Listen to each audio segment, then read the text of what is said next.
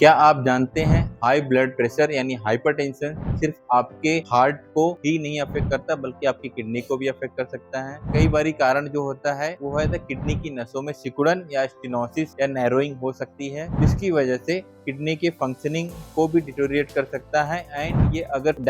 Correct diagnosis ना हो तो इसका ट्रीटमेंट में भी दिक्कतें आती हैं। यूजुअली ऐसे पेशेंट्स को एंटी हाइपरटेंसिव ड्रग्स पे रखा जाता है, ब्लड प्रेशर कम करने वाली दवाइयों पे रखा जाता है। अगर एक दवाई से रिलीफ नहीं हो रहा है तो दो दवाई से रिलीफ नहीं हो रहा है तो 3 दवाई। लेकिन इसके बावजूद भी 3 दवाइयों पे रखने के बावजूद भी आपका ब्लड प्रेशर अगर कंट्रोल में नहीं हो रहा है तो आपको इन कारणों को इन्वेस्टिगेट करना चाहिए। अगर रीनल आर्टरी स्टेनोसिस है तो उसको बिना चीड़-फाड़ के पिन होल सर्जरी के माध्यम से ग्रॉइन की नस से होते हुए किडनी की नस में जाके एंजियोग्राफी करके उसकी एक्चुअल डायग्नोसिस हो सकती है। एंड देन बाद में उसको गुब्बारा फुला के या स्टेंटिंग करके इसको ठीक किया जा सकता है। अब ये जो रीनल आर्टरी स्टेनोसिस है इसकी वजह से जो रेजिस्टेंट हाइपरटेंशन है, यानी रेजिस्टेंट हाइपरटेंशन यानी आप 2 से 3 दवाइयों पे हैं फिर भी आपका ब्लड प्रेशर कम नहीं हो रहा है, इसकी वजह से आपका किडनी की फंक्शनिंग में डिटेरियोरेशन हो सकता है या फिर इवन आपको बार बार पल्मोनरी एडिमा हो सकता है, जिसे हम फ्लैश पल्मोनरी एडिमा कहते हैं, कि वजह से बार बार आपको हॉस्पिटलाइज होना पड़ सकता है, आईसीयू में जाने तक की नौबत हो सकती है, सांस लेने में दिक्कत हो सकती है। तो इसका एक्चुअल कारण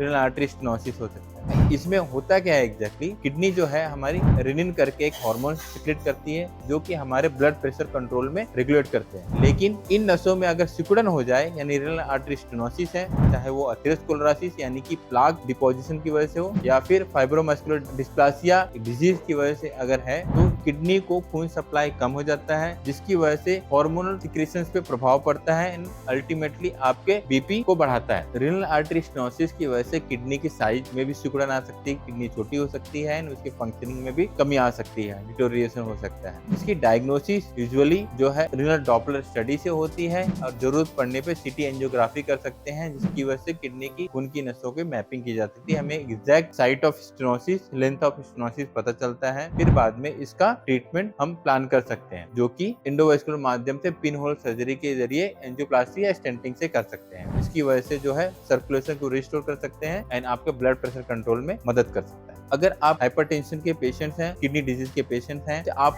2 से 3 दवाइयों पे लगातार ब्लड प्रेशर की दवाइयां ले रहे हैं लेकिन आपका ब्लड प्रेशर कम नहीं हो रहा है, तो इस कंडीशन के बारे में जानिए, अपने नजदीकी इंटरवेंशन रेडियोलॉजिस्ट से डिस्कस करिए, इन्वेस्टिगेट कराइए एंड ट्रीटमेंट ऑप्शंस के बारे में जानिए।